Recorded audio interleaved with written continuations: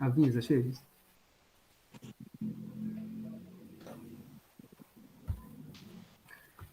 Olá, leitores, bem-vindos a esta série de entrevistas com escritores catarinenses.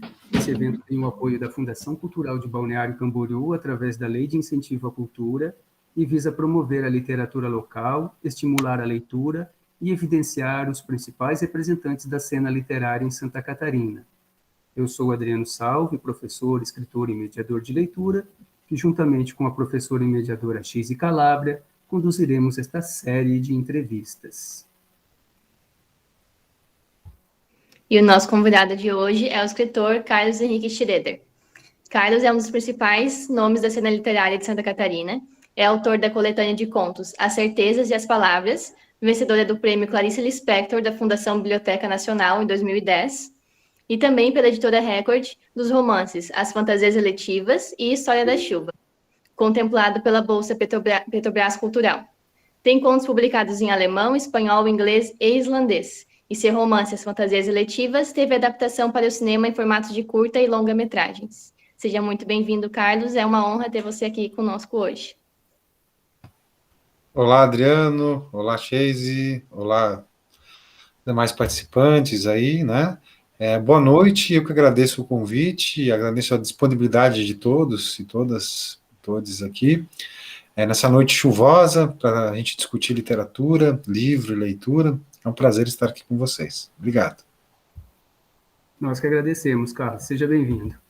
Então, e já vamos, então, para a nossa primeira pergunta, né, que é a pergunta que a gente tem feito aqui para os escritores que participam do nosso projeto, que é: o que te levou à literatura? Ou seja, fale um pouco sobre a sua trajetória literária, quais foram as suas influências. Claro, vamos lá. Então, eu nasci numa cidade muito pequena, uma cidade chamada Trombudo Central. Muitos de vocês talvez nem nunca ouviram falar dessa cidade, é uma cidade bem pequena. Nos anos 70, quando eu nasci, ela tinha cerca de 8.000 habitantes, agora já é um pouco diferente, deve ter uns 8.100, 8.200 habitantes, ela deu um salto quantitativo aí, né, nesses últimos 40 e poucos anos, e foi criado num ambiente particularmente rural, né, olhava para um lado, vaca, boi, cerca, pasto, olhava para o outro, vaca, boi, cerca, pasto, né? Mas desde a mais tenra idade eu sempre tive uma espécie de pulsão criativa, né? Uma vontade de me expressar por outras formas que não fosse apenas a forma oral. Então eu sempre rabisquei, fazia meus quadrinhos, sempre tive uma proximidade muito grande com as histórias em quadrinhos também, né? Então desenhava, pegava uma folha 4, virava, fazia as histórias, fazia os diálogos, tentava desenhar, sempre desenhei muito mal, né? Sou um quadrinista frustrado, gostaria de poder desenhar e fazer minhas próprias histórias, né? Meus romances gráficos, digamos assim, né? Mas desenho muito mal. Meus desenhos são aquela bolinha com tracinho, José Palito, né? E sempre tive uma vontade, assim, de me expressar pela escrita, pelo desenho, né? Mas, por outro lado, a minha família, minha mãe é professora, se aposentou como professora, e meu pai era contabilista. Sempre defenderam muito o livro, a leitura, mas era sempre um discurso vazio, né? Porque esse discurso não se replicava em casa, né? Eu não os via lendo, não os via com livros na mão, tanto que eu pulei a fase da leitura dos livros para crianças. Meus pais, a minha mãe também não tinha tempo, nem meu pai. Minha mãe trabalhava de manhã, de tarde, à noite. Não posso condená-los ou julgá-los por isso, né? Meu pai sempre trabalhou muito também. E aí eu não tive esse contato com o livro infantil. Hoje eu tenho filhos, consigo passar um pouco dessa paixão, consigo ler com eles e tal. E eu pulei essa fase dos livros para crianças e entrei de cabeça mesmo na literatura lá com 12, 13 anos, com um livro do Daniel Defoe lá, que é o Robinson Crusoe. Né? Um dia meus pais foram viajar, eu fiquei com uma prima, ficou meio como tutora, né? E eu meio entediado, enfastiado, né? Já tinha cansado de ver televisão, já tinha cansado de brincar, já tinha cansado. Peguei Robinson Crusoe pela capa, né? Que tinha uma ilha, um cara com umas vestimentas, e entrei e virei a noite lendo Robinson Crusoe, do Daniel Defoe. Foi uma experiência de encantamento. Assim, né? Eu fiquei encantado. O Alan Poe, escritor argentino, tem uma frase muito interessante que ele diz o seguinte: a literatura não te pede uma obra perfeita, mas sim uma obra que te drogue, né, que te bota em catarse, que você fique absorvido por aquele momento. E foi isso que aconteceu com o Daniel Defoe. Eu fiquei absolutamente encantado, eu respirava como Robinson Crusoe, eu vivia como Robinson Crusoe, como Sexta-feira, eu entendia, ele estava numa ilha lá, ele achava que estava sozinho, depois ele fez uma amizade, então eu fiquei passando por todos esses estágios, né, de encantamento dentro da leitura. E eu virei a noite dormindo, virei a noite dormindo, não, virei a noite acordado ali, trabalhando em cima dos textos ali, lendo e imaginando e dopado, né, porque tem uma coisa interessantíssima, né, que a leitura nos traz, que é poder viver outras vidas que não são as nossas, né, que é uma espécie de dupli pensar, né, a gente duplica o nosso pensamento, né, nos faz passar por outras experiências, né. A viver é uma experiência, ler é uma experiência dentro da experiência da vida, né? E o que é a literatura? Né, é uma experiência individual mediada pelo conhecimento. Então, é sempre uma experiência individual. Então, eu passei aquela experiência individual de uma maneira absolutamente encantadora. E depois eu sempre quis repetir essa experiência e passei a ler compulsivamente. Né, lia 2, 3 livros por semana. E o engraçado é que, assim, eu morava lá em Trombudo Central, só que Trombudo Central era a grande cidade. Opa, eu acho que eu travei aqui. Mas estamos te ouvindo. Estamos te ouvindo, né? Para buscar a imagem. Então, o que acontece? Era a grande cidade. Eu morava no interior de Trombudo Central, que era o braço do Trombudo. Né? Então, eu tinha que fazer uma jornada, minha mãe me levava de braço do Trombudo até a cidade, a maior cidade mais próxima, que era a cidade de Rio do Sul, no Alto Vale do Itajaí, onde tinha a Biblioteca Pública Municipal Rui Barbosa, e lá eu me alimentava, eu pegava 3 livros por semana, e aqueles 3 livros para mim era como se eu estivesse carregando 3 barras de ouro, né? Eu lembro que eu vinha assim, chegava aqueles livros assim, voltava lá com a minha mãe, ia de ônibus me buscar, isso foi uma coisa muito legal, assim, a minha mãe, quando ela às vezes tirava uma folga para ir comigo, porque ela sabia que eu tinha essa doença, né? Praticamente uma felicidade clandestina, né? Exatamente. Não, para mim era tipo assim, e eu passei minha adolescência lendo, assim, fui uma das crianças mais esquisitas, né? Enquanto meus amigos estavam aprendendo a dirigir, não sei quantas namoradas, pô, eu ficava lá enfurnado nos livros. Meu pai na época tinha carro, às vezes não tinha, né? E eu nem queria saber de carro, não queria aprender, eu queria ficar ali dentro dos livros e vendo as coisas e tentando entender aquele universo, né? Eu lia uns livros de filosofia complicadíssimos e não entendia bulhufas, mas aquela linguagem me encantava, sabe? O Logos e Heráclito, o não sei o que e tal, e ficava ali viajando naquilo, sabe, achando um sentido que não era o sentido próprio da filosofia, mas encontrava o meu sentido ali dentro. O melhor sentido. Sabe? E era muito, muito legal, assim, porque era uma descoberta para alguém que era, tipo, onde eu morava não tinha cinema, a literatura é uma espécie de cinema interior, né, onde as coisas acontecem na sala da mente, né, então eu encontrava aquilo era a descoberta do mundo. Então, descobrir a Biblioteca de Rio do Sul foi uma espécie de descobrir o mundo, né? Hoje o mundo é a internet, né? Digamos assim, né? Tá tudo conectado. Então, para mim, as bibliotecas eram uma grande rede. Nessa época não tinha internet. Então, eu fiquei ali encantado. Pô, foi ali que eu descobri o Kafka, sozinho, olhando embaixo, numa prateleira. Eu fui lá pela capa, peguei, sozinho. Ninguém me indicou a metamorfose, o processo, o escambau. Aprendi sozinho ali, fuçando e tal. E aí peguei, ali eu descobri Albert Camus sozinho. Então foi sempre sozinho, né? Então foi um negócio muito legal, assim, porque foi uma construção de uma rede, uma teia. E essa teia eu construí sozinho, né? Um autor levando a outro. Pô, mas o Albert Camus era amigo da turma do Sartre, então vamos ver qual é do Sartre. Então, pô, Kafka, mas o Kafka, uma literatura absurda, também tinha o Beckett, que era absurdo. Então, eu fui construindo uma rede sozinha entre as leituras que alimentavam outras leituras. Sim. Né? Com quantos anos você descobriu o Camus, Carlos? Cara, isso aí tinha 14 anos. Meu né? Deus. Então, minha mãe não conhecia, deixava eu ler essas coisas aí, então era absolutamente freak, né? Nessa época, 14 anos, todo mundo na flor da idade, na flor do desejo, e eu lá lendo Albert Camus, sofrendo, começou, entendeu? Então eu passei essa minha adolescência, e naturalmente, como eu já tinha essa pulsão criativa, essa vontade de me expressar de uma maneira, foi tudo confluindo, então eu comecei a escrever também nessa época, eu tinha umas cadernetas, eu não tinha dinheiro para ter Moleskine, essas coisas bonitas, esses cadernos artesanais, eu tinha aquela cadernetinha de um real da Tilibra, que era até uma arma perigosa, às vezes quando me cortava, porque ela ficava sempre uma ponta para fora, a ponta do arame, né? Então lá eu escrevia minhas histórias, meus contos, tive um incentivo muito grande da minha avó, a Oma, que a gente chama, o nome dela é Uta Holletz Schroeder. A Uta Holletz era uma grande leitora, tinha uma biblioteca que, quando ela foi percebendo que eu estava avançando, ela sempre incentivava, mas acontece o seguinte, ela incentivava, mas ela não deixava eu chegar perto. Chegou um momento que ela abriu a porta da biblioteca. Ela tinha lá a coleção completa do Prêmio Nobel de Literatura, por ano, capa dura. Ela tinha uma condição melhor de vida do que a nossa, porque ela era cartorária, tinha um cartório. Mas é o cartório que celebra lá os casamentos e tal, não é o cartório de reconhecimento de firma, né? E aí ela tinha lá a coleção completa do Prêmio Nobel por ano, ela tinha o Flaubert, ela tinha muita coisa, né?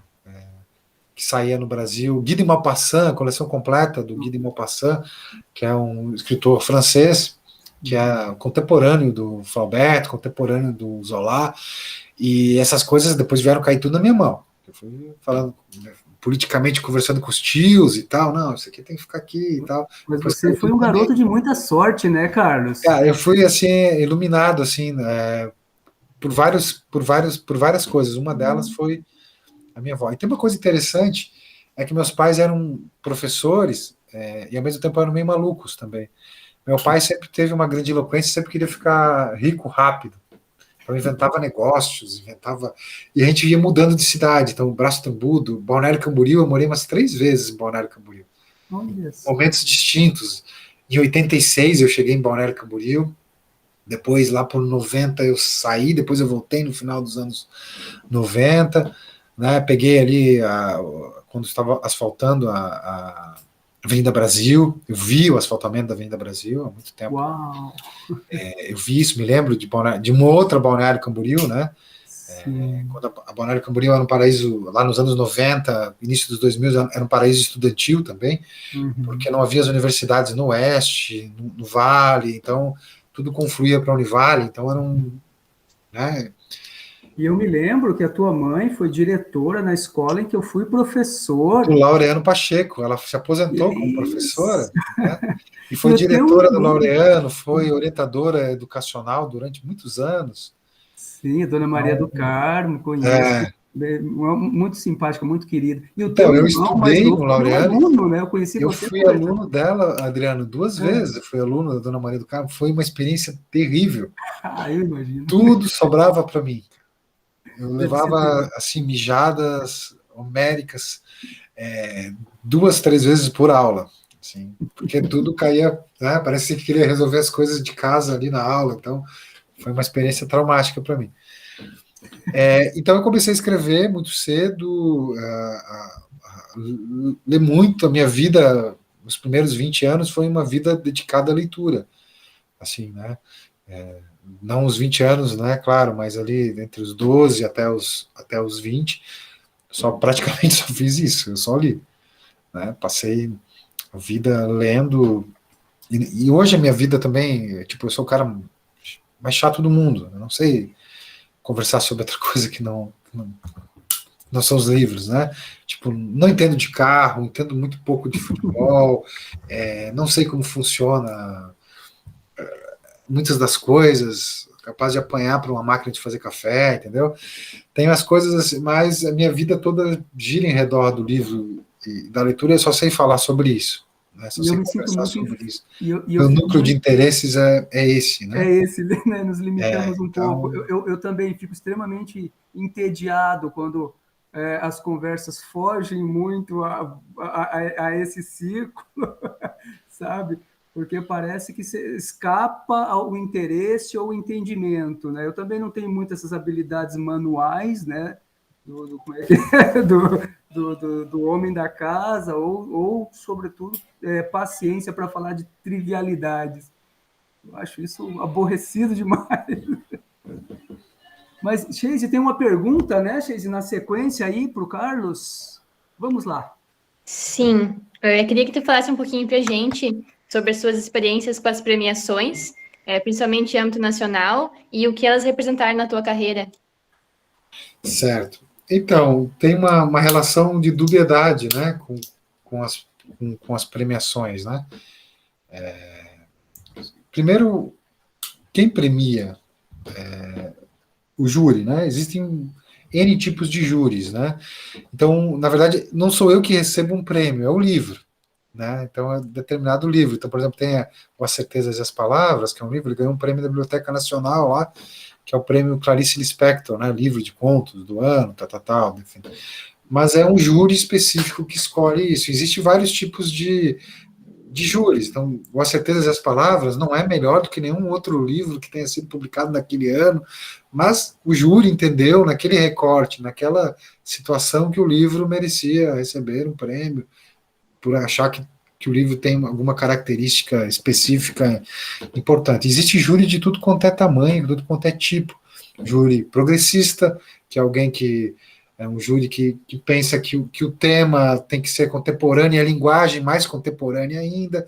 Júri conservador, júri de centrão, júri. Existem vários tipos de júris, né? Vários tipos de entendimento do que é a própria literatura. A literatura é um campo específico e dentro da literatura existe vários campos antagônicos. Isso é uma coisa muito interessante para a gente pensar, seja na prosa, na poesia, no ensaio, existem vários campos antagônicos e eles se repelem à medida. Então, para algumas pessoas, a literatura que tem mais importância, né, é uma que gira em torno do enredo de uma história a ser contada, para outras é um trabalho de linguagem, né, que tipo de linguagem que construi. Então, existem vários campos e o júri escolhe aquilo que acha. Tem o júri centrão também, né, que vai na onda, né, do que está acontecendo e tal. Vamos premiar esse aqui porque a onda agora é essa, né, e tal. E o júri, o que acontece? Geralmente, eu já participei, inclusive, de vários júris. Isso é uma coisa interessante. Geralmente são números ímpares, são 3 ou 5. E há um consenso, que esse consenso é sobretudo político para premiar um livro, né? Porque você tem que convencer os outros dois de que o livro que você está brigando é melhor do que os outros, e eles vão tentar te convencer também, né? Isso quando é um júri subjetivo, porque existe um júri, eu acho que o Jabuti é um júri matemático, onde você só dá uma nota lá e depois eles fazem a soma. E há casos, um dos júris que eu participei, que foi muito interessante, esse júri foi unânime, né? Que foi um júri do prêmio Clarice Lispector, que eu ganhei em 2010 e fui jurado em 2018. Fomos eu, o Ítalo Morricone, que é um grande estudioso e grande crítico, e eu acho que foi o Francisco Foote Hartmann, né? Nós fomos unânimes em premiar o livro do Gustavo Pacheco, que é Alguns Humanos, que é um livro que saiu para a editora Tinta da China, um livro muito bom, um livro maravilhoso, e ele estava realmente num outro patamar daqueles livros que nós tínhamos lido, então, mas é sempre um reflexo de um júri, todo o prêmio. Então, ao mesmo tempo que eu fiquei muito feliz por ter ganho um prêmio, porque dá uma divulgação, dá uma mídia, ajuda a vender, te coloca uma outra responsabilidade nos ombros também, que é, poxa, agora tem que, né, cada vez mais entrar dentro da carapuça do escritor aqui e representar mais e melhor e entregar mais e melhor daquilo que eu faço, né? Então a responsabilidade sempre vai aumentando. E por outro lado, você também, por ganhar um prêmio, você desperta uma espécie de inveja de alguns pares, né? E aí você começa a ser atacado, vilipendiado por trás, pelas costas, e aí você, tipo, de 100 amigos, você já tem 70 agora, né? Porque 30, né, ficam... Isso é uma coisa muito interessante, na literatura, não importa o quanto você consiga, né? Importa o quanto você aguenta apanhar, porque você vai apanhar muito enquanto escreve. Você está sempre apanhando. Você faz esse livro, daí ninguém resenha, ninguém lê, ninguém leva pau na imprensa, não ganha prêmio, e daí você, né, você vai se sentindo. Então você vai sempre apanhando e lidando com essas.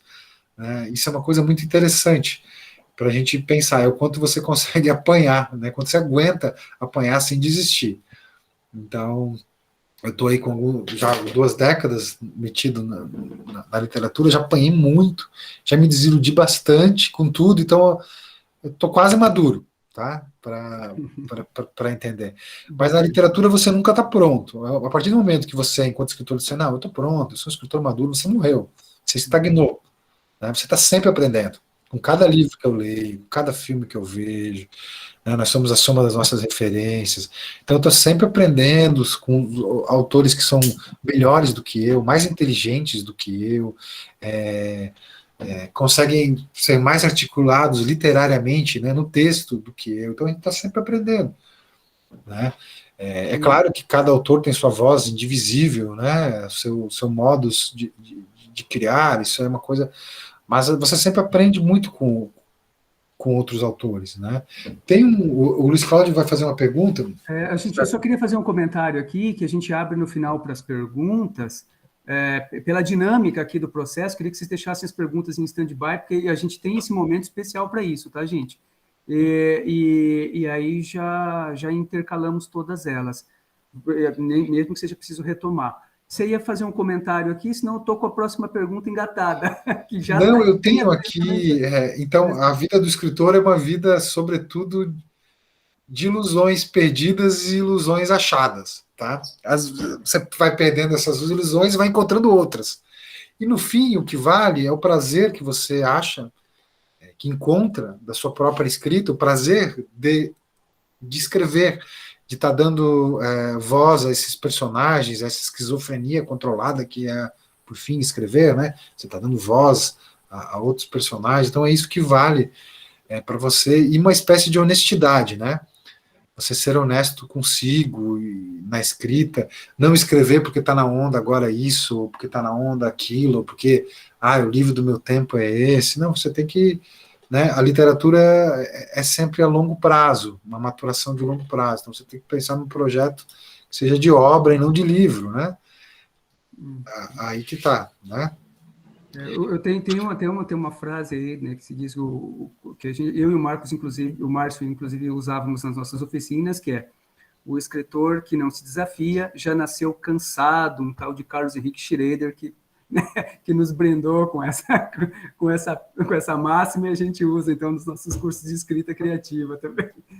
Não, tá cansado. A gente tem que sair da linha de conforto como leitores, né? É muito fácil ler só aquilo que a gente acha gostoso, fácil. O negócio é a gente ler autores que são mais inteligentes e melhores do que a gente. Né? Não façam como o Bolsonaro, que é estúpido e ainda se cerca de pessoas mais estúpidas do que ele, entendeu? Então, e aí o que acontece? Então a gente tem que se cercar de livros, de escritores melhores do que nós. Né? E assim a gente vai entrando e o David, tem um livrinho aqui que eu estou apaixonado, que eu acabei de ler, que é esse aqui, ó, O Antídoto contra a Solidão, do David Foster Wallace. O David Foster Wallace é um escritor norte-americano, tem uma vida acadêmica, mas sobretudo conquistou uma grande glória com seus livros de ficção, que é O Graça Infinita, breves entrevistas com homens hediondos, que é o... Você conseguiu terminar? Oi? Você conseguiu terminar o Graça Infinita? Sim, tem que ter vontade, assim, né? Quantos você tem? Tem que ter vontade, são só 1000 e poucas páginas. Sim. E aí o que acontece? Ele tem é um livro de entrevistas, daí perguntam para ele assim, ó, o que você queria que a sua literatura fizesse? Ele diz assim: o que você gostaria que eu respondesse? Ele pergunta para o repórter. Então o Wallace ele fala sobre essas ilusões do seguinte: é muito difícil separar o que você quer que a sua literatura faça dos seus próprios desejos de como você vai ser tratado por causa do que escreve. Às 3 da manhã, quando estou só, eu tenho delírios de desfiles em carro aberto, poeta laureado do mundo ocidental, bolsas MacArthur, prêmios Nobel, leituras como a de ontem, né? Só que depois ele fala que depois vem o desencantamento, diz, não, isso é só o delírio mesmo, um delírio, um trêmulos da noite. E aí fala que no fim de tudo isso, no começo, é um fim egoísta, certo? É um fim egoísta, você está pensando na literatura apenas como um fim egoísta, como um projeto.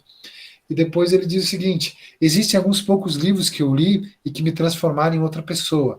E acho que toda boa literatura, de alguma maneira, aborda o problema e age como um antídoto contra a solidão. Nós somos todos muito, os escritores, né, mas muito solitários.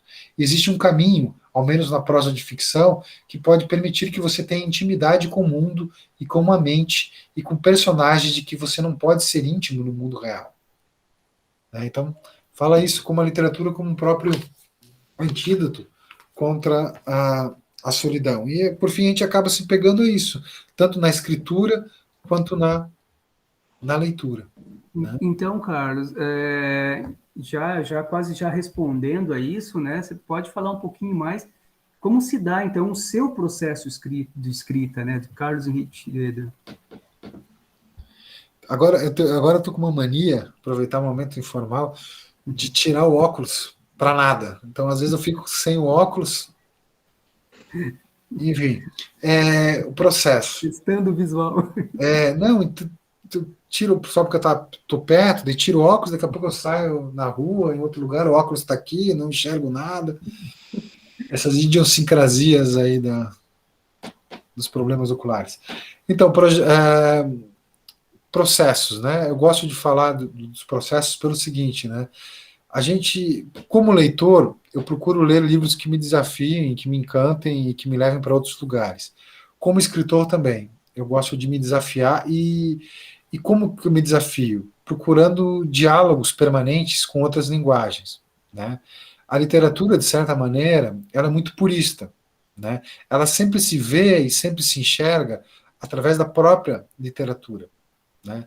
Então, de certa maneira, ela está sempre dentro de um purismo, de um sistema muito próprio que sempre se retroalimenta, né? Eu busco quebrar isso individualmente, buscando paralelos dos livros, ou com os filmes, ou com obras de outros artistas visuais, e isso construindo uma teia que salte dos livros e vá para outros objetos táteis, visuais, sonoros, né? E tudo isso acaba invadindo o meu próprio texto, né? Que eu acho que é um texto até razoavelmente bem visual, né? Quando você lê, você tem uma visualidade, não é uma coisa tão abstrata que você, né? Então é um texto relativamente visual e sempre seguindo as minhas próprias obsessões, né? Eu tenho alguns determinados temas, que a solidão é um deles, né? E isso acaba permeando todos os livros que eu escrevo. E eu sempre tenho muitas gavetinhas abertas, né? Então, quando tem alguma coisa que não cabe num livro, acaba cabendo para outro. Tipo, agora eu estou num processo de maturação de um romance, mas já tem um start de um outro lá na frente, então as coisas sempre acabam se encontrando, né? E tem aquela pergunta que às vezes fazem, Carlos, de onde surgem essas ideias? Essas ideias, elas nunca surgem, não existe o surgir. Aqui há uma ideia e um segundo depois, aqui não há uma ideia e alguns segundos depois há uma ideia, como você acender luz, né? As ideias, elas não surgem, elas se emprestam, né? Elas vêm em camadas, como todo livro vem em camadas, né? Você tem uma ideia aqui, tem um trauma de infância de lá, tem uma obsessão daqui, tem um tema que você gostaria de abordar lá, e tudo isso vai confluindo para dentro de um caos, né? É como se o caos dissesse imprimatur, né? Você vai como uma impressora e o Carlito Azevedo gosta de dizer, o poeta, ele fala isso, né? Geralmente nós somos como impressoras, né? Existem várias pastas, vários arquivos e a gente vai fundindo, mixando e acaba imprimindo isso.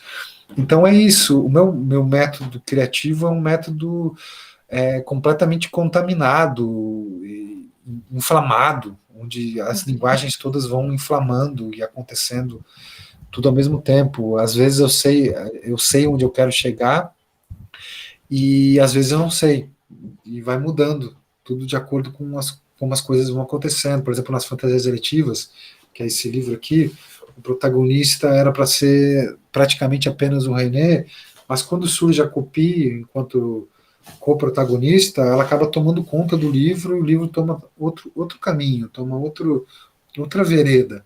Né? Então a gente tem que estar aberto a isso, né? Tem que estar aberto aos aspectos intuitivos da escrita, né? Não enxergar a escrita apenas como algo matemático, né? Tal, aqui, não, você tem que Tem estar gente que tem aberto fórmula, né, inclusive, né? Você tem que saber quando começa, como termina, e você vai construindo uma ponte que vai se encontrar. Eu acho isso de um tecnicismo que eu acho até perigoso para a qualidade do texto. Você não acha, Carlos? Acho, a Patti Smith, lá, escritora, cantora, compositora, ela fala nisso, né? Que a gente tem que trabalhar com essas nossas constelações criativas, essas constelações imaginárias. Né? A gente tem todo um universo aí que está à disposição. Então, a gente fica indo dentro de uma forma, né? E cada autor tem a sua própria voz, o seu próprio método de descobrir como usar essa voz. Né? As oficinas de escrita criativa são importantes porque elas trazem alguns atalhos, né? E trazem as referências, muitas referências. Isso é algo muito importante dentro da oficina. Mas o caminho você vai achar sozinho, né? Para sua escrita, vai chegar um momento que você vai copiar tantos os autores que você ama, que você vai identificar quem é você, por exemplo. Né? Uma das coisas que eu gosto de dizer nas oficinas é o seguinte, ninguém escreve como você escreve, né? Porque quando a gente começa a escrever, nós escrevemos como nós gostaríamos de escrever e não como realmente escrevemos. Né? A gente não procura um tom de um personagem, a gente procura um tom daquilo, né? Então a gente está sempre iludido, buscando outras coisas. Né? E essa maturidade vem com muita leitura, muita porrada, né? Muito entendimento de mundo também, leitura de mundo, né? É a Sim. maturidade que a gente vai construindo. E essa maturidade, porque existe a maturidade que é a maturidade literária, que é diferente de qualquer outro tipo de maturidade. Você pode ser uma ameba, né? Mas ter a maturidade literária que você chega em algum momento. Isso, nesse livro, o David Foster Wallace fala, né? Que a grande parte dos escritores são grandes preguiçosos para tudo. São grandes preguiçosos para tudo, menos para a escrita. Né? Tipo, e não entendem a sua própria vida e têm vidas miseráveis, mas entendem o seu processo de escrita e tal. Então, isso que é muito, muito legal. Fato. Perfeito, Carlos. Queria que tu falasse então um pouquinho pra gente como que foi a criação do Aranhas, de onde surgiu essa temática das aranhas, como que foi também que você deu os títulos de espécies, como foi essa pesquisa? Conta um pouquinho pra gente como que foi.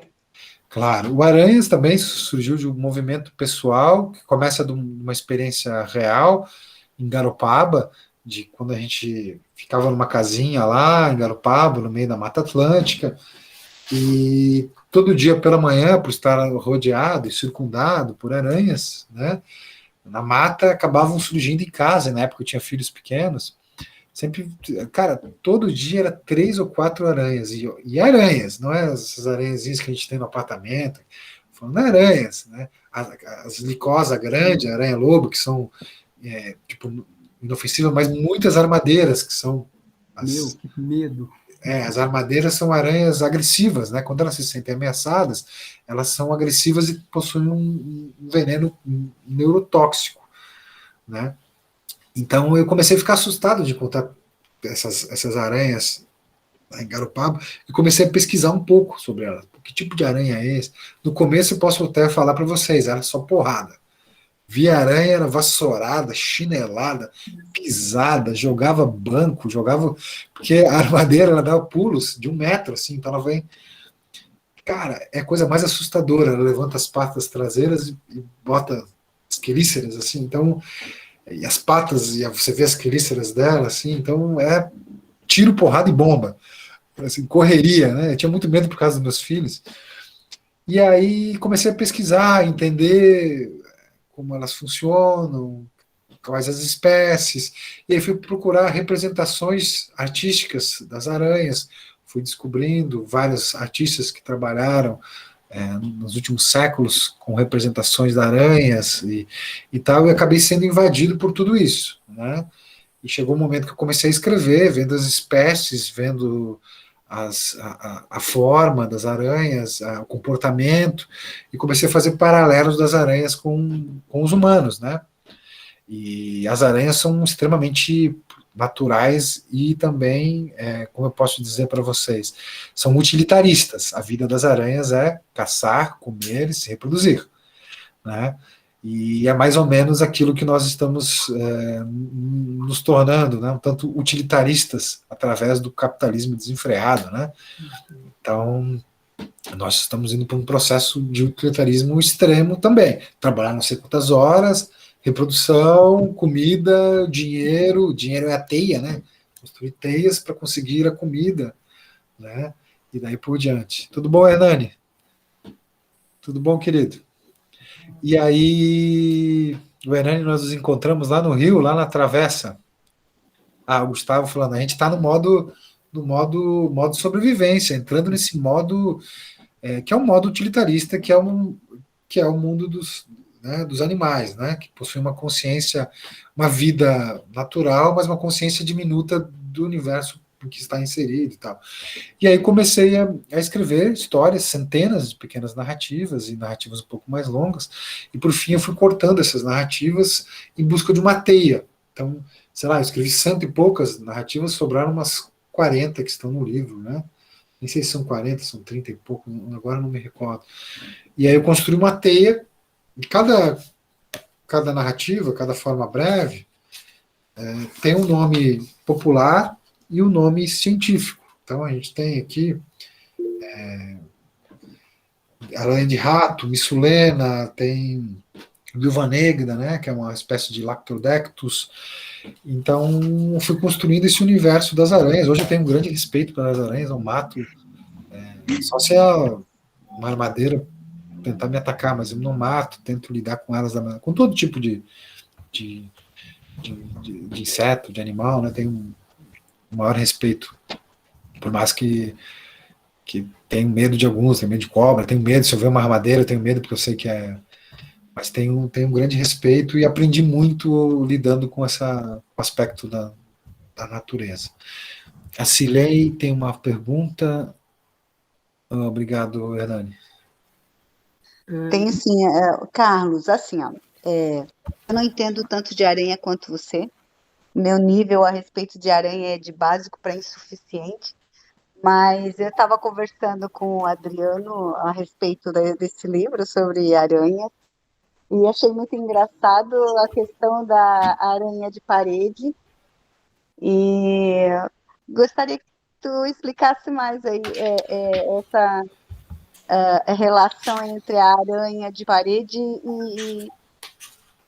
e a analogia que você fez ali do seu livro. Se me permite, eu faço a leitura.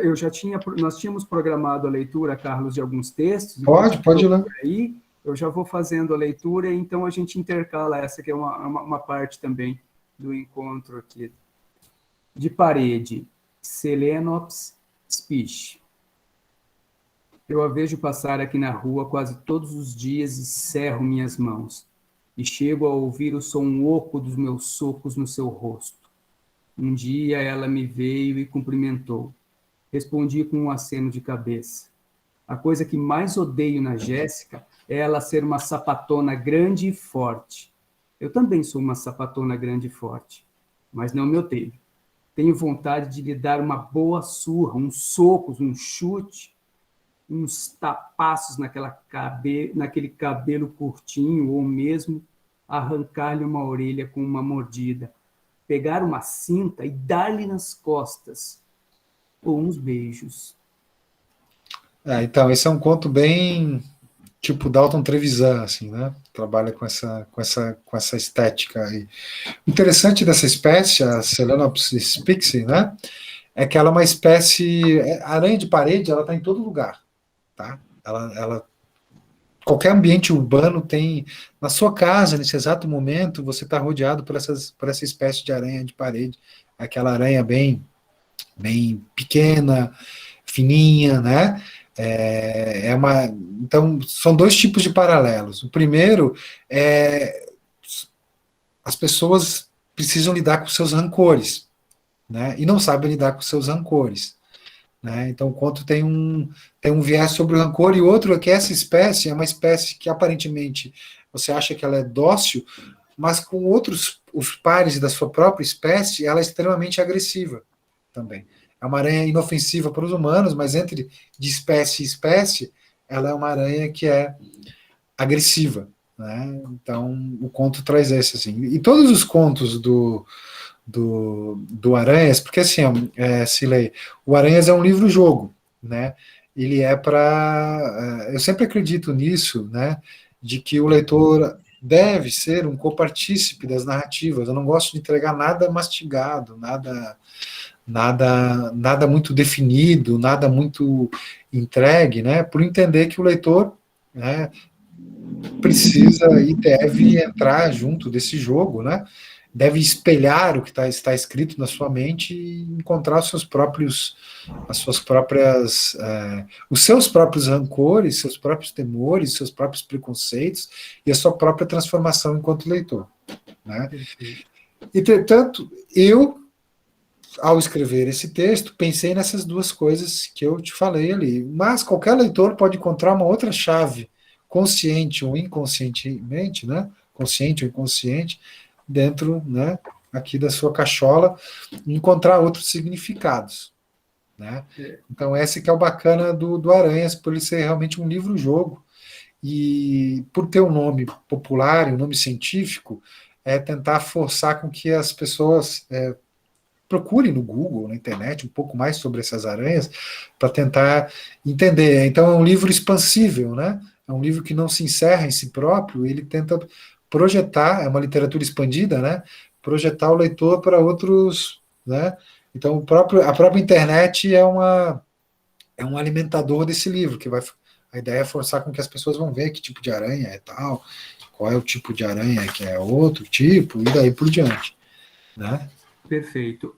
Luiz Cláudio, a gente está quebrando um pouco o protocolo aqui, já permitimos a Cirlei falar, então a gente vai passar para você fazer a sua pergunta, aí depois a gente segue na sequência que a gente vai. Eu falo muito, então peço desculpas para todo mundo. Não, estamos adorando. É ótimo quando o autor fala, porque aí a coisa acontece. Eu prometo que no próximo encontro eu vou falar só sim, não, concordo, discordo. Aí é pouco. Não posso opinar sobre isso. Aí não. O que eu queria te perguntar, Carlos, é o seguinte: você falou uma coisa muito interessante que é claro, né? Parece óbvia, mas não é tanto. Quando com relação aos prêmios, né? Quando há uma premiação, o que é premiado é o livro, é o trabalho, né? Não é necessariamente o autor, o escritor, né? Hoje em dia a gente vê cada vez mais um fetiche, né, da coisa da celebridade, né? Então você tem vários níveis isso, onde o artista, não só pelo seu trabalho, mas também pela sua pessoa, né? Ele é também cultuado, então se bobear daqui a pouco tem jornalista, fotógrafo entrando na casa dele, ele está acordando para ver como é que ele acorda, para ver como é que... essas coisas todas, né? Então eu tenho um autor que também dentro do que você disse, aquela coisa que te deixou meio encantado nessa coisa do freak aí, que você começou a ler autores e ficava totalmente encantado. Um autor que me encantou muito, que pegou, assim, bateu muito forte em mim, foi o Rubem Fonseca. Eu comecei a li Lúcia McCartney, aqueles contos dele, depois comecei a ler os romances, fiquei muito impactado, né, por aquela... E aquilo, durante um momento que eu escrevia, tinha muito essa carga também daquilo que eu tinha lido do Rubem Fonseca, né? Ele tem um conto que é assim, que... Pena que eu não tenho o título do conto, mas é um conto onde um jornalista consegue, de um escritor consagrado, uma entrevista. Esse cara nunca dava entrevista. E aí a condição do escritor foi aquela em que ele ia cobrar por palavra. E ele, na entrevista, ele inicia um discurso que é uma verdadeira rajada de metralhadora, onde ele fala sem parar. E nessa fala dele, ele, na verdade, ele está bombardeando todo esse sistema capitalista, né, voltado para o dinheiro, para o lucro, em cima daquilo que pode ser celebrizável, vamos dizer assim, né? E o conto é muito interessante. E quando a gente pensa no Rubem Fonseca, a gente sabe que ele era um autor que ele era muito radical com relação a essa questão da obra, né, e do artista, da pessoa. Ele concedeu pouquíssimas entrevistas, ele era bem radical nesse ponto, né? Eu queria que você se colocasse um pouco perante isso, né? Sobre essa questão da obra e do artista, né? Aquilo que ele cria e a pessoa que ele é, e como é que você se vê dentro desse espectro aí que vai de um radicalismo de Rubem Fonseca até, sei lá, até um artista que permite que pegue ele na cama acordando para ver como é que ele acorda, por exemplo, né?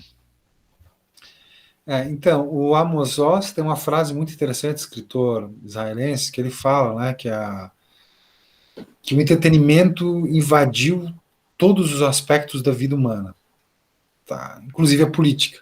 Tanto que as pessoas querem ver o circo pegar fogo para se divertir. Então, o entretenimento invadiu todos os aspectos da vida humana, né? A diversão ganhou uma amplitude, ganhou uma força, onde as pessoas querem mais se divertir, não importa se seja às custas dos outros ou não. Isso está se tornando a sociedade um tanto mais doente também. E os eventos literários, em grande parte, que deveriam ser um contraponto a isso, acabam caindo nessa armadilha também, né? Criando algumas matrizes. Por exemplo, grandes eventos brasileiros, os autores estão lá juntos, né, em determinadas mesas por algum tema específico, para falar sobre temas específicos, digamos assim, ao invés de falar do seu próprio trabalho, do seu livro, do universo que cria, né? Gente, o escritor entende, quando muito pouco, quando entende, é do seu trabalho. Não deveria dar voz para tudo quanto é porcaria de assunto, porque grande parte deles não entende bolhufa nenhuma de nada. Tá? Então, o que acontece? Dar essa voz, essa vazão, cria uma espetacularização de tudo. Né? Então, eu acho que esse é um grande erro dos eventos literários. E o próprio autor cai nessa armadilha, né? Muitos autores caem nessa armadilha de uma construção de uma imagem própria. Geralmente, hoje, sobretudo, está no politicamente correto, digamos assim. Então, tenho vários amigos, autores, que são grandes filhos da puta, mas, né, estão lá nas redes sociais posando como o maior, né, defensor de tudo quanto então, é complicadíssimo. Então, eu acho muito mais a hipocrisia muito mais venenosa, e a hipocrisia é algo muito presente no universo literário, sobretudo no sistema literário, no mercado literário, né? Acho muito mais danoso do que a sinceridade, digamos assim, né? Então é preferível. Eu estou muito preocupado com isso, assim, né? A gente está sendo muito lesado por diversos, né? Por essa espetacularização de tudo, sabe? Tudo está sendo hiper especularizado, e eu vejo isso com olhos, né, semicerrados, assim, fico rangendo os dentes, né? Então, e tenho cuidado, e tenho tentado cuidar. Eu gosto de fazer muita coisa. Existem vários tipos de escritores. Há aquele escritor que escreve, publica seus livros, não tem rede social, não faz nada, é legal. Há os escritores que gostam de agito. Eu gosto de agito, sabe? Eu gosto de estar no meio de eventos, de organizar eventos, escutar outras pessoas falarem, mas tem escritor que não gosta. Né? Então, eu respeito aquele que não gosta e gosto que respeitem aquele que gosta do agito, como eu gosto do agito, né? Mas eu também tenho medo e luto para não virar uma espécie de instituição do movimento literário, sei lá, catarinense, o cara que ajuda todo mundo, que faz os eventos. Eu luto contra isso, e inclusive eu fui coordenador de um evento literário aqui na minha cidade durante a Feira do Livro, aqui, que era um grande evento. Eu saí, me aposentei porque estava virando isso. O cara acaba virando uma espécie de instituição, né? E eu não acho isso legal, eu não acho isso justo. Isso prejudica e invade o seu próprio trabalho, né? E eu acho que um escritor, sobretudo, ele tem que reverenciar o seu trabalho, né? O seu trabalho criativo, o seu espectro criativo, né? E não o restante. O restante é só incandescência, tá? Vai se apagar, tá? Todo o restante. O que vai ficar, o grande crítico literário, é o tempo. Ele que vai dizer o que vai ficar, o que não vai ficar. Às vezes você pode ser muito mal lido durante décadas e de repente você é descoberto por um outro leitor que gosta do seu trabalho e a coisa vai para frente, entendeu? Então é isso que vale. O instantâneo não funciona. O Tang não funciona quando você joga, né? Então é isso. Então por isso vale muito a pena você ser honesto com o seu trabalho, não esperando loas a todo instante. Faz o teu trabalho. E publica o seu livro quando der, ou às vezes pode demorar 20 anos para publicar um livro, não tem problema. É o teu livro, está trabalhando. Então isso é muito importante. E cuidado para não cair nessas armadilhas, né, da espetacularização. Isso é uma coisa que eu tenho lutado, porque hoje é tudo espetacular, né? Hoje é tudo espetacularizado, né? Enfim, não sei se eu respondi a pergunta ou entrei em outras perguntas maiores. A gente ia abrir para as leituras, mas vamos antes ver a pergunta da Cirlei, e depois a gente gostaria de pedir, já para você pensar, em um conto que você gostaria de trazer para esse nosso bate-papo, Carlos. Cirlei, por favor, pode fazer a sua pergunta, por gentileza. Aí que é só, primeiro eu quero me desculpar que foi eu que quebrei o protocolo da história toda aí. É assim que acontece, a gente dirigindo e querendo participar de alguma coisa, acontece isso, né? Então, me desculpem, tá? Foi eu que quebrei protocolo aí, deveria ter esperado aí a questão das perguntas. Que bom ter uma ouvinte dirigindo, uma ouvinte dirigente. É que eu não queria perder, Carlos, porque assim, ó, eu até quero agradecer muito ao Adriano por esse projeto, porque para mim, autores catarinenses parou lá na década de 80, sabe? Eu ainda estou lá em Flávio José Cardoso, Demar Menezes, Sérgio da Costa Ramos, etc. Então, para mim, assim, foi uma grata surpresa ele ter me convidado para participar desse projeto, porque eu comecei a conhecer autores que eu não tinha ouvido falar antes, sabe? Então, eu tenho me interessado mais por esse tipo de leitura de novo. Então, e tem ótimo, Cilei, a década de 80 e 90 foi excepcional. A gente tem os livros do Adolfo Bull Júnior, do Manuel Carlos Caram, do próprio Flávio Brigman, que está no jogo ainda. A gente tem vários autores interessantíssimos aí, que publicaram livros maravilhosos. De fato. E assim, ó, o que eu gostei muito no teu livro também, que gostaria de pontuar, que você já iniciou aí na sua fala, é que você retrata muito bem a urbanidade, assim, a movimentação urbana. Você consegue fazer com que a gente se imagine circulando pelas ruas, assim, e vendo o que tu escreve ali, parece que a gente está andando pela rua e vendo tudo aquilo ali, sabe? Tipo, eu fiz uma leitura ali, que estava descrevendo ali, passou pela loja Aloha e viu isso, viu aquilo, assim, já vai se imaginando passando por ali, sabe? Hoje eu estava passando pela parte antiga aqui da cidade de Itajaí, e tinha uma loja nessa descrição, já me remeteu ao seu livro de novo.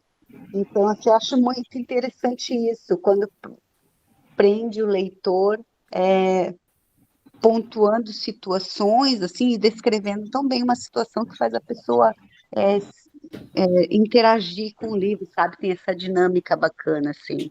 Era isso que eu queria colocar para ti. Gostei muito da forma como tu descreve a urbanidade, assim, bem detalhada e bem interessante.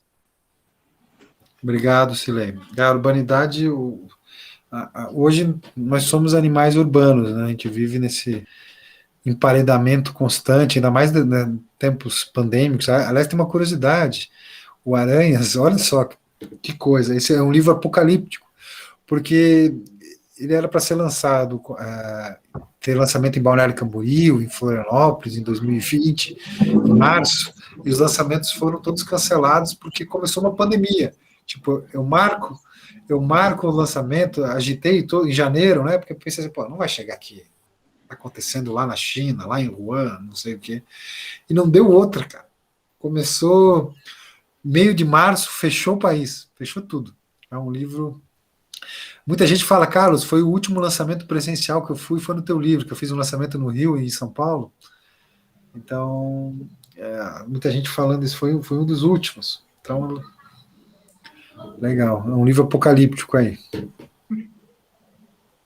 Muito bacana. Carlos, se você me permite, então a gente tem alguns trechos, já que a gente está falando do teu livro de contos Aranhas, a gente separou alguns trechos aqui para ler, e claro, a gente gostaria que, se você também quisesse contribuir com uma leitura específica, a gente também ficaria muito feliz em você escolhendo um próprio fragmento ou um texto teu para socializar com a gente. Claro, eu posso ler o Vermelha Comum? Por favor. Então tá, espécie vermelha comum, Nesticodes rufipes. A frase saiu de uma vez só, palavra a palavra, num tom monocórdio, mas duro. Não é uma indireta ou algo do tipo. Nem tudo diz respeito a você. Acredite, você não é a coisa mais importante do universo. Ela não respondeu, saiu da sala e eu fiquei. Comecei a olhar minhas mensagens no WhatsApp, mas minha atenção, na verdade, atravessava o celular. Aos poucos, nossas conversas murcharam e de ambos os lados a má vontade foi crescendo para tudo. Imaginei, tempos depois, ou melhor, 2 relacionamentos depois, que a frase "você não é a coisa mais importante do universo" fosse como uma frágil teia de aranha, que, embora não limitasse totalmente os movimentos, impediria que se fosse muito longe. Então, esse é a vermelha comum de sua teia. Né? Posso ler a marrom aqui, a introdução, então? Pode. Vamos socializando algumas aranhas, então. Eu só não sei os nomes latinos, você pode me ajudar ou corrigir aqui, tá? A marrom é Loxosceles, é isso? Loxosceles, né? Essa é danada, hein? Essa Loxosceles é... Ah, é? Necrosa. Ela tem muito por aqui. No sul todo, né? O país todo. Não me assusta. Juliana no banho passa shampoo com cuidado. Seus cabelos são castanho claros, finos.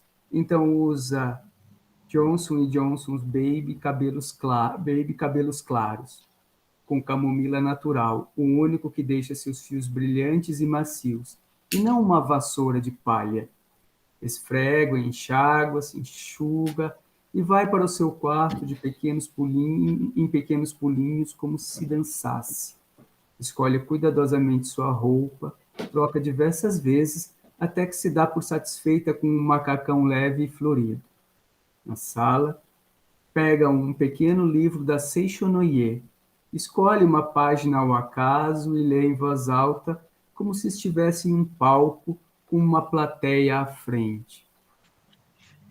Quer melhorar seu destino? Use boas palavras. Devemos recorrer à importância das palavras e construir uma vida luminosa e feliz, proferindo sempre boas palavras.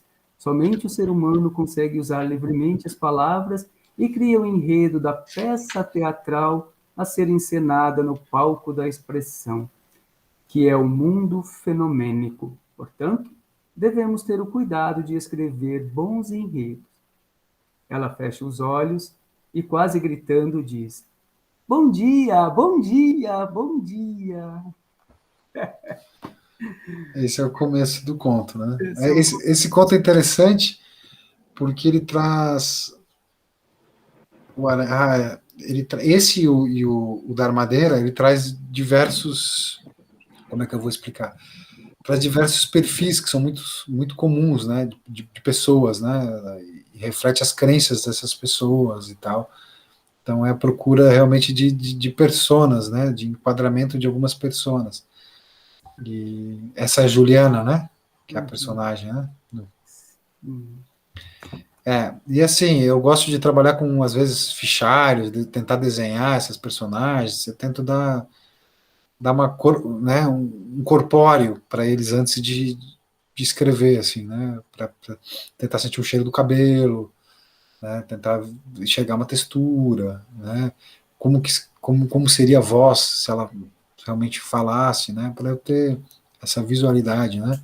Então eu gosto disso, né? De ter a persona de verdade próxima de mim, e daí eu vou dando vazão para ela, de como que ela realmente se movimentaria, né? Eu acho que cada personagem tem uma dicção, tem uma vontade de fala, tem uma crença que não é minha crença, né? Como no caso dela ali, do Sechonoye e tal, e eu preciso fazer com que as pessoas acreditem, né, nesse mistério, que é o mistério da personagem. Então, é isso, né?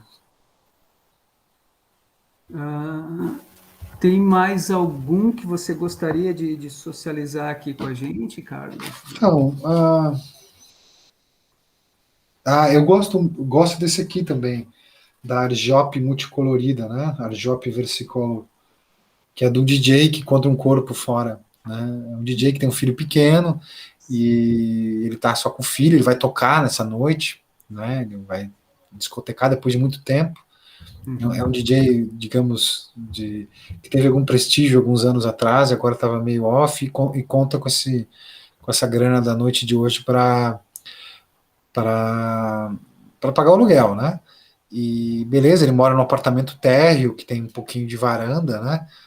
Embaixo é a coisa, e de repente cai um corpo lá embaixo. Mas ele sempre imaginou assim que poderia acontecer de cair um corpo.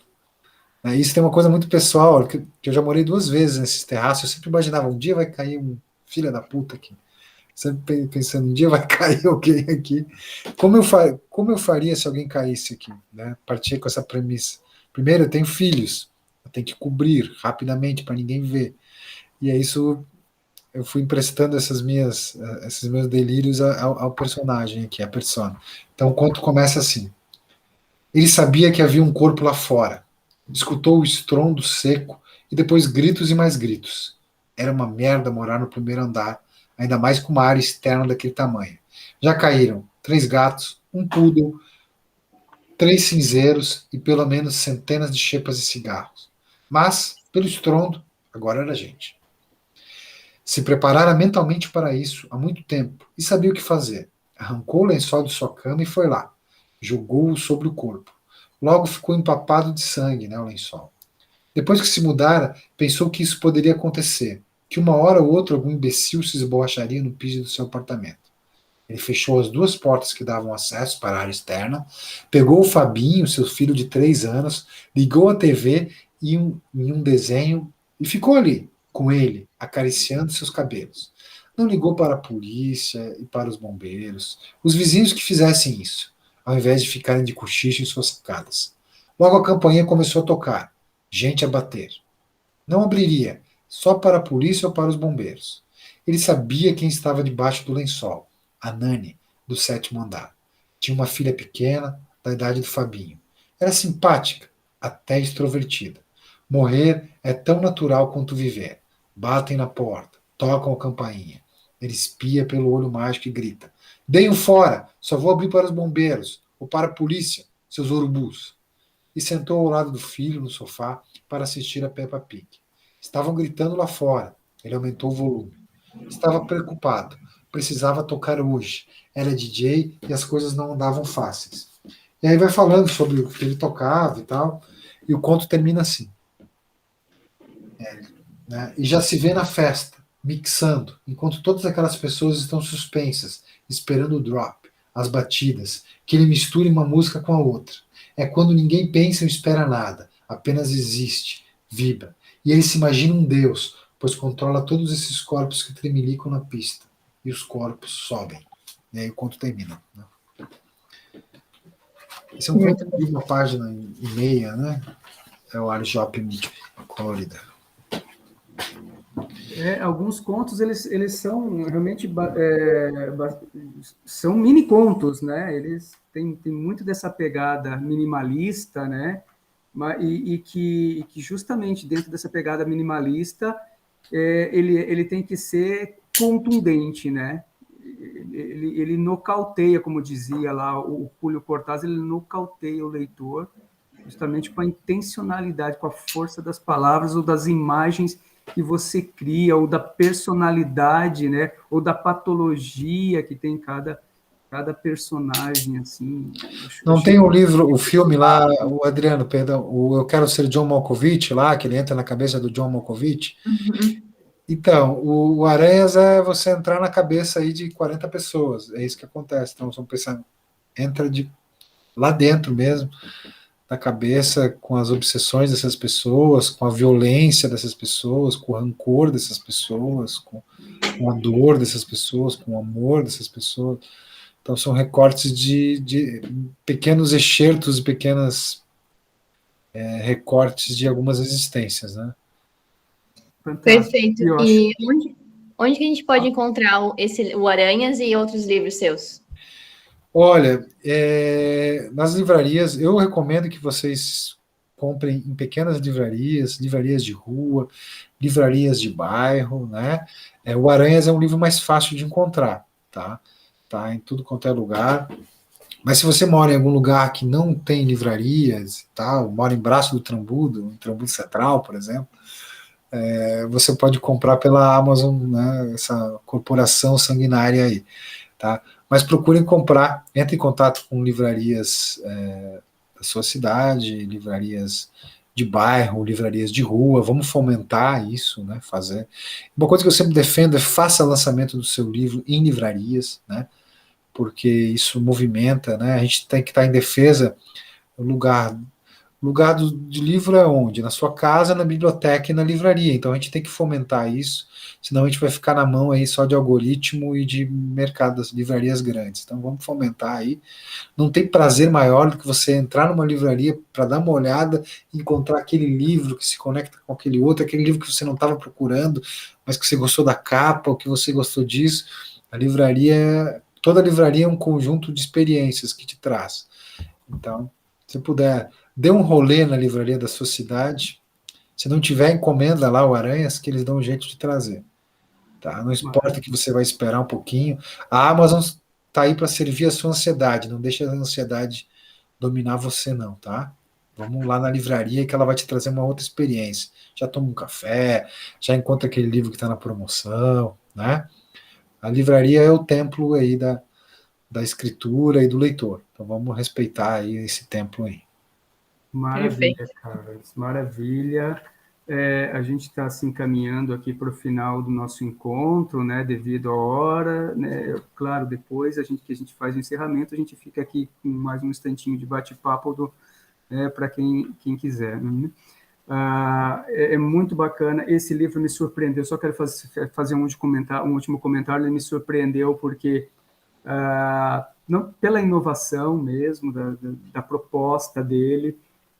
Eu estava comentando com a Chase como o conto final nos remete para uma amarração do livro, né? Ele fecha né, essas ligações entre as personagens de todos os contos e como ele retoma isso e fica muito evidente a proposta, né, literária, estética, enfim, intencional do livro, né? Altamente recomendável, como o Carlos falou, procurem nas livrarias, peçam, porque é uma leitura sensacional. Rapidamente, se alguém tiver mais alguma colocação para fazer, alguma pergunta, senão nós vamos nos despedindo aqui. É isso. Então, eu quero agradecer mais uma vez a todas as pessoas que entraram para participar, que estão acompanhando esses encontros com autores catarinenses. Eu quero agradecer a equipe que está comigo, né? A Sheise, o Gustavo. Agradecer especialmente ao Carlos por gentilmente, né, ceder do seu tempo para esse bate-papo muito rico, né, relacionado a uma área que é muito cara para a gente, que é a literatura. Muito obrigado a todos, obrigado, Carlos. Eu agradeço a paciência de vocês me ouvirem e a presença também. Maravilha. E esse foi mais um encontro desta série de entrevistas com autores catarinenses. Acompanhe esta e outras entrevistas através do Instagram, Mediação LICBC, Autores Catarinenses Contemporâneos. Um grande abraço e boa leitura. Boa noite aí, um abração a todos.